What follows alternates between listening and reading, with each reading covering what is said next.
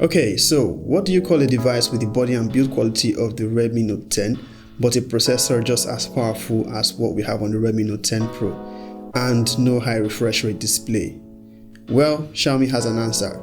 It is the Redmi Note 10s.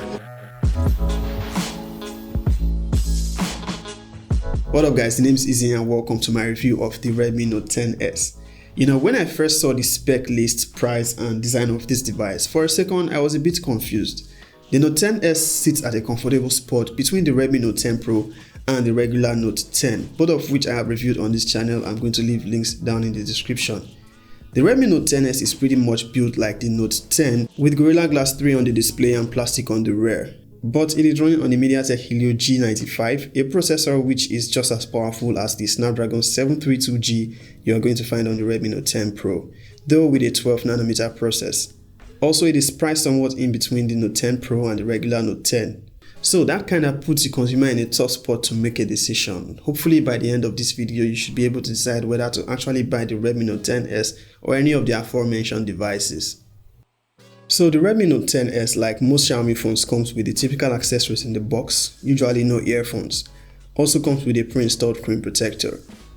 All buttons and ports are positioned as expected with the USB-C port, headphone jack, one of dual noise cancelling microphones and also one of dual stereo speakers are at the bottom. The second stereo speaker is at the top near the earpiece. There is also another outlet at the top where sound comes from, so you get lovely stereo sound experience. It also has the second noise cancelling microphone at the top right next to the IR blaster, a handy feature which allows you to control electronic devices when you can't find your remote control. The volume rocker and power button sits comfortably on the right frame. The power button also doubles as the fingerprint scanner. It is easy to reach and as responsive as a physical fingerprint scanner can get. The Redmi Note 10s accepts dual nano SIM cards and a micro SD card. You have the slots towards the top of the left frame. The design on the Redmi Note 10s is spot on Redmi Note 10, much so you can't even tell the difference. It has a plastic rear, though with a matte finish.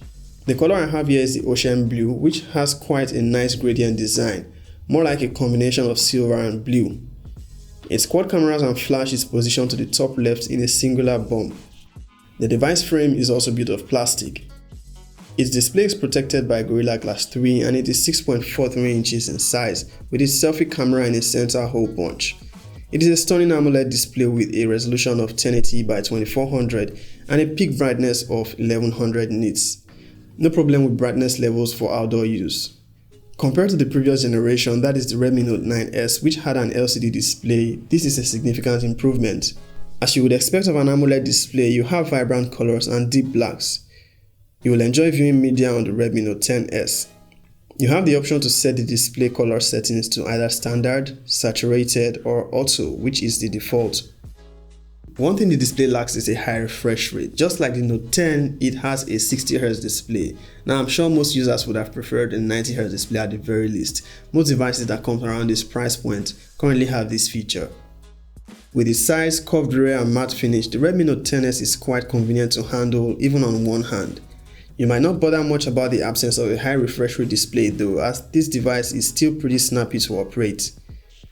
The Redmi Note 10s runs on Android 11 and comes with MIUI 12.5 right out of the box, which is the latest version of Xiaomi's custom UI. You still get a lot of bloatware applications you might need to uninstall, and you might experience ads when you use the device file manager or after installing an application. Aside that, MIUI is a feature-packed user interface and it is highly customizable. The Redmi Note 10s has a few memory options, with the base being 6GB of RAM and 64GB of storage, and the highest configuration being 8GB of RAM and 128GB of storage. I have the 6GB 128GB combo, which I'll say is the sweet spot and the option I recommend if you want to purchase Redmi Note 10s. But if you can afford the highest configuration, I would say you should look at the Redmi Note 10 Pro instead. On other specifications, it runs on the Mediatek Helio G95 12nm processor, which, like I mentioned earlier, is just as powerful as the Snapdragon 732G which you find on the Redmi Note 10 Pro. Its benchmark scores is pretty high and it actually has the performance to match. For its GPU, it has the Mali G76. From my experience, it has really good gaming performance, and unlike my experience with the Redmi Note 10, there were no crashing during gameplay. Genshin Impact comes with a default medium graphics settings which runs flawlessly. You can take it up a notch to high graphics settings and still experience smooth gameplay with very minimal lags and no crashes. With Call of Duty Mobile, you can play at high graphics settings and maximum frame rates and also experience no issues. I say this is a pretty good choice for gaming. In the battery department, the Redmi Note 10S packs a 5000 mAh battery. With the absence of a high refresh rate display, you can expect to get up to 2 days of use on a full charge. Speaking of charging, it supports 33 watts fast charging, and the charger that comes in the box can power it up from 0 to 55% in just 30 minutes. You can get a full charge in about 1 hour. The camera configuration on the Redmi Note 10S is very similar to what we have on the Redmi Note 10. Actually, it's the same, with the only difference being the 64 megapixel main camera.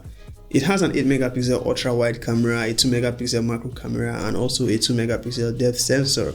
For its selfie, we have a 13 megapixel camera. You will be able to take good pictures on its rear camera with good dynamic range. You can get high resolution photos by switching to the 64 megapixel mode.